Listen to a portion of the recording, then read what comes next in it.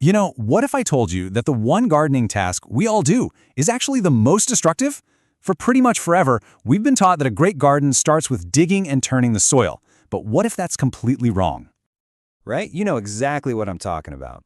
The moment spring arrives, we grab the spade, the rototiller, and we get to work. We dig, we turn, we break our backs, all because we think that's what makes a perfect garden. And hey, it feels good. It feels like you're accomplishing something. But are we really? Here's a wild thought for you. What if all that backbreaking labor is not just unnecessary, but it's actually hurting your garden? What if digging is the single biggest mistake most of us are making? Okay, let's dive into the trouble with tilling. This is where the science really starts to clash with tradition, and honestly, it's pretty fascinating. Our sources put it so well. Digging just mixes up the natural layers of the soil. Think about it. A perfectly layered, complex ecosystem, and we come in and just shuffle it all up like a deck of cards. It's chaos. And the impact on all the life in that soil? It's huge. So to really get the damage we're doing, we first have to understand what we should have. Healthy soil has something called structure. It's not just loose dirt. It's this amazing architecture of little clumps, they call them crumbs, with all these tiny air pockets and channels in between them. That structure is absolutely vital for letting air and water get down to your plant's roots. And here's the difference. On one side, you've got that beautiful, healthy, crumbly soil, just full of life and air. And on the other side, well, that's what happens after you till. It's a compacted, dense mess where plant roots just can't get through, and water just sits on top. We're pretty much creating a brick wall right under our plants. So if we're not supposed to be digging, who is? Well, let me introduce you to your garden's unseen workforce. These are the real, unsung heroes of a healthy garden.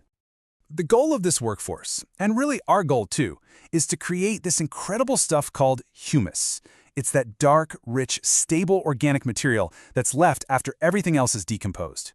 Humus is pure gold for your garden. Think of it like a nutrient bank that your plants can draw from whenever they need it. This underground crew does all the heavy lifting for us. Your earthworms, they're your plows, constantly creating tunnels for air and water.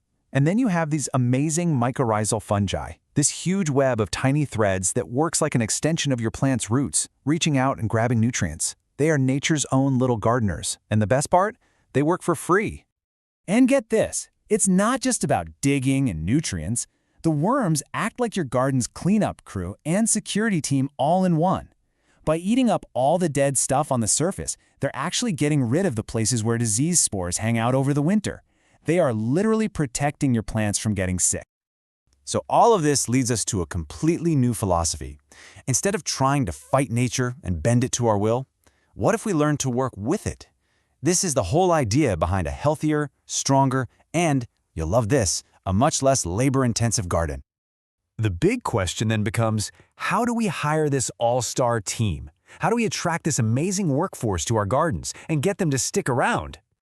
And the answer is just so wonderfully simple because it comes straight out of nature's own playbook. We stop digging and we start feeding. The absolute fastest way to get more worms and microbes is to add organic matter, like compost, right on top of the soil, just like leaves falling in a forest. You feed the soil from the top, not from the inside out. And the very best way to feed the soil, think of it like putting on a nice, cozy blanket. I am, of course, talking about mulch. A simple layer of organic mulch, we're talking wood chips, straw, even just compost, is a total game changer. It does so much at once. It acts like a blanket, holding moisture in the soil. It smothers out a ton of those annoying annual weeds, which saves you a whole lot of work.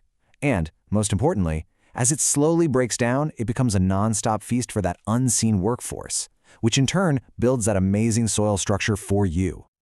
Now, here's one really important pro tip. When you put that mulch down, make sure you leave a little bit of breathing room, maybe an inch or so, right around the stems of your plants.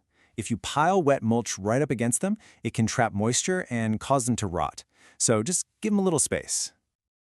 Okay, so what if you're convinced you're ready to retire the shovel? How do you actually get started with this? Let's walk through creating a brand new no-dig bed from scratch. You're going to be surprised how easy this is. Seriously, it's this simple. First, you lay down some cardboard right on top of your lawn or weeds. This smothers them, no digging needed. Second, you pile on a nice thick layer of compost. Third, you top that off with another layer of mulch to lock in the moisture. And fourth, you plant right into it. That's it. The worms and all the microbes will do the rest of the work, turning that patch of grass into an incredible garden. So the takeaway here is pretty clear, right? You get healthier soil, which means you get stronger plants, and you do a whole lot less backbreaking work. It's really about trading in that spade for a smarter, more natural way of gardening. So the only question left is, are you ready to let nature do the digging?